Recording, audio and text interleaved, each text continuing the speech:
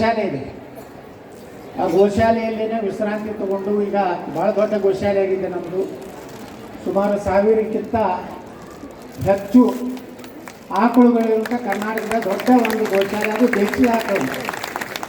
ಅದರ ರಕ್ಷಣೆ ಮಾಡುವಂಥ ಕೆಲಸ ನಾವು ಸಿದ್ದೇಶ್ವರ ಸಂಸ್ಥೆಯಿಂದ ಭಾಳ ವ್ಯವಸ್ಥಿತವಾಗಿ ಇವತ್ತು ಮಾಡ್ತಾಯಿದ್ವಿ.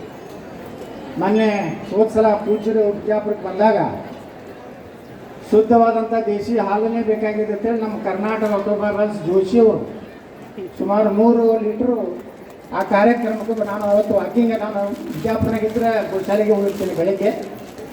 ಅಂದರೆ ಮತ್ತು ನಮ್ಮಲ್ಲಿ ದೇಶಿ ತುಪ್ಪ, ಊದಿನ ಕಡ್ಡಿ, ಕರ್ಪೂರ, ಶುದ್ಧವಾದಂಥ ಕುಂಕುಮ ಮತ್ತು ಗೋಮೂತ್ರ, ಅಲ್ಲಿಂದ ಪಂಚಗವ್ಯಗೆ ಬೇಕಾಗುವಂಥ ಎಲ್ಲ ರೀತಿಯಿಂದ ಶುದ್ಧವಾಗಿ ಇವತ್ತು ವಿಭೂತಿ ಭಸ್ಮವನ್ನು ನಾವು ತಯಾರು ಮಾಡ್ತೀವಿ. ಅದನ್ನು ವಿಧಿವತ್ತಾಗಿ ಕುಳ್ಳ ಏನನ್ನು ಒಣಗಿಸಿ ಅದರಲ್ಲಿ ತುಪ್ಪ, ಮಜ್ಜಿಗೆ, ಹಾಲು ಎಲ್ಲ ಏನೇನು ಶಾಸ್ತ್ರೋಕ್ತ ಹಾಕಿ ಕರ್ಪೂರದಿಂದ ಬೆಂಕಿ ಹಚ್ಚಿ ಆ ಒಂದು ವಿಭೂತಿ ಭಸ್ಮವನ್ನು ತಯಾರು ಮಾಡೋಂಥ ಕೆಲಸ ನಾವು ಸಿದ್ದೇಶ್ವರ ಸಂಸ್ಥೆಯಿಂದ ವಿಜಯಪುರದಲ್ಲಿ ಮಾಡ್ತಾಯಿದ್ದೀವಿ. ಮತ್ತು ನಗರದಲ್ಲಿರುವಂಥ ಒಂದು ಆಂಬ್ಯುಲೆನ್ಸ್ ಇದೆ. ಎಲ್ಲೇ ನಮ್ಮ ಗೋಮಾತೆ ಅಪಘಾತದಿಂದ ಕಾಲು ಮುರ್ಕೊಂಡಿದ್ರೆ ಅಥವಾ ಗರ್ಭದಿಂದ ತೊಂದರೆ ಆಗ್ತಿದ್ರೆ ಎಲ್ಲ ನಮ್ಮ ನಗರದ ನಮ್ಮ ಜನರಿಗೆ ಎಲ್ಲರಿಗೂ ಮೊಬೈಲ್ ನಂಬರ್ ಇದೆ. ಅದನ್ನು ಅವ್ರು ಕೊಡ್ತಾರೆ.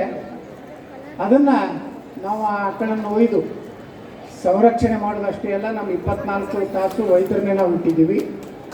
ಈ ಗೋಶಾಲೆಯನ್ನು ನಮ್ಮ ವಿಶ್ವೇಶ್ವರ ಶ್ರೀಪಾದಂಗಳು ಪೇಜಾವರ ಶ್ರೀಗಳು ಅವರ ಅಮೃತ ಹಸ್ತದಿಂದ ಅದನ್ನು ನಾವು ಉದ್ಘಾಟನೆ ಮಾಡಿ ಭಾಳ ಸಂತೋಷದಿಂದ ಹೇಳ್ತಾ ಇದ್ದೀನಿ.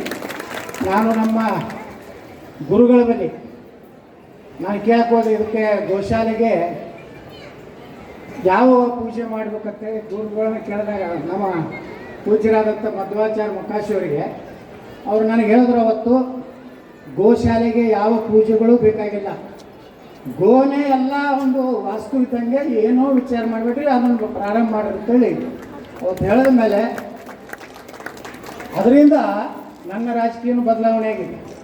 ನಾ ಸೋತು ಸುಣ್ಣಾಗಿದ್ದೆ. ನಾ ಗೋಶಾಲೆ ಪ್ರಾರಂಭ ಮಾಡಿದ 6 ತಿಂಗಳಲ್ಲಿ ವಿಧಾನ ಪರಿಷತ್ ಚುನಾವಣೆ ಬಂತು. ಇಡೀ ಕರ್ನಾಟಕದಲ್ಲಿ ಅತಿ ಹೆಚ್ಚು ಮತಗಳಿಂದ ಪಕ್ಷೇತರನಾಗಿ ಆರಿಸಿಕೊಂಡೆ. ಅಲ್ಲಿಂದ ಸೋಲು ಅನ್ನೋಂಥದ್ದಿಲ್ಲ ನನಗೆ. ಎಲ್ಲೇನಾದರೂ ಇವತ್ತು ಮತ್ತೆ ರಾಜಕಾರಣದಲ್ಲಿ ಆಗಲಿ ಸಾಮಾಜಿಕ ಕ್ಷೇತ್ರದಲ್ಲಿ ಎದ್ದು ನಿಲ್ಲಕ್ಕೆ ಗೋಮಾತೆ ಸೇವೆಯೇ ಕಾರಣ ಅನ್ನೋಂಥದ್ದು ಭಾಳ ಬಲವಾದಂಥ ನಾನು ನಂಬಿದ್ದೀನಿ. ಅಷ್ಟೇ ಅಲ್ಲ, ಉತ್ತರಾದಿ ಮಠದ ಪೂಜ್ಯರು ಹಿಂದೆ ದರ್ಬಾರ್ ಹೈಸ್ಕೂಲಲ್ಲಿ ಬಂದಾಗೂ ಸಹ ಅವರಿಂದ ಆಶೀರ್ವಾದ ತಗೊಂಡು MP ಆಗಿ ಕೇಂದ್ರ ಮಂತ್ರಿ ಆಗಿದ್ದೂ ನಾನು ನೆನಪಾರಿಲ್ಲ. ಅದರ ನಂತರ ಪೇಜಾವರ ಶ್ರೀಗಳು ನಮ್ಮ ಮನೆಯಲ್ಲೇ ಶ್ರೀಕೃಷ್ಣ ಪೂಜೆಯನ್ನು ಮಾಡೋದ್ರ ಮೂಲಕ ಅವರು ಆಶೀರ್ವಾದ ಮಾಡಿದ್ದಾರೆ. ಮತ್ತು ವಿಜಯಪುರ ನಗರದ ಎಲ್ಲ ಸಮುದಾಯದ ನಮ್ಮ ಎಲ್ಲ ಹಿರಿಯರು ಬಹುಶಃ ನಿಮ್ಮಲ್ಲಿ ಮತ ಹಾಕಲಿಕ್ಕೆ ಹೋಗೋದು ಭಾಳ ಕಡಿಮೆ. ಆದರೆ ನಾನು ನಿಲ್ತೀನಿ ಅಂತೇಳಿ ಇಡೀ ಬ್ರಾಹ್ಮಣ ಸಮುದಾಯ ಹೈಯೆಸ್ಟ್ ಮತದಾನ ಮಾಡ್ಲಕತ್ತಿದ್ರಿಂದ ನಾನು ಆರ್ಟ್ಸ್ ಮಾಡ್ಲಕತ್ತಿದ್ದೀನಿ. ಯಾಕಂದರೆ ಇಲ್ಲಿ 2,80,000 1,25,000 ಅವರೇ ಅದಾರೆ, 1,60,000 ನಾವು ಇದ್ದೀವಿ. ಎಲ್ಲ ಸಮುದಾಯದವರು 80-85% ವೋಟ್ ಮಾಡ್ತಾರೆ. ಮೊದಲು ಕೆಲವೊಂದು ಬೂತ್ನಲ್ಲಿ 5% 10% ಆಗ್ತದೆ. ಅಂಥ ಬೂತ್ನಲ್ಲಿ 75-80% ಆಗೋದ್ರಿಂದ ಯಾರು ಬೇಕಾದವ್ರು ಲಗ ಹೊಡೆದ್ರು ಬಿಜಾಪುರನಾಗ ನಾನು BJP ಅದಕ್ಕೆ ನಿಮ್ಮೆಲ್ಲರ ಆಶೀರ್ವಾದ, ಗುರುಗಳ ಆಶೀರ್ವಾದ, ನೀವೆಲ್ಲರೂ ಒಟ್ಟು ಮತ ಹಾಕಿರುತ್ತೆ. ಇವತ್ತು ಅಯೋಧ್ಯೆಯಲ್ಲಿ ರಾಮ ಮಂದಿರ ನಿರ್ಮಾಣ ಆಗಲಿಕ್ಕೆ ಸಾಧ್ಯ. ಯಾವ ಕಾಶ್ಮೀರ ನಮ್ಮ ಕೈ ಬಿಟ್ಟಂಥ ಕಾಶ್ಮೀರ ಉಳಿತು. ಇನ್ನು ಮುಂದಿನ ದಿವಸದಲ್ಲಿ ನಮ್ಮೆಲ್ಲರ ಸಂಕಲ್ಪ ಇದೆ, ಒಂದೇ ದೇಶ ಒಂದೇ ಕಾನೂನು, ಎಲ್ಲರೂ ಒಂದೇ ಲಗ್ನ ಆಗಬೇಕು, ಯಾಡಿಬೇಕು. ಈ ಕಾನೂನು ತರೋದ.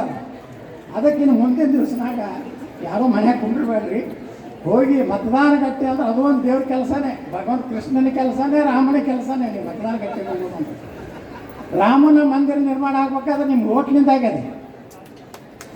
ಅಂಥವ್ರೊಬ್ರು ಬಂದ್ರಂತೇಳಿ ಅದಕ್ಕೆ ಮತದಾನ ಯಾರು ತಪ್ಪಿಸ್ಬೇಡ್ರಿ. ಪೂಜ್ಯರ ಮುಂದೆ ಹೇಳೋದೇನೆಂದರೆ ಎಷ್ಟು ಗುರುಗಳು ಬಂದಾಗ ಇಡೀ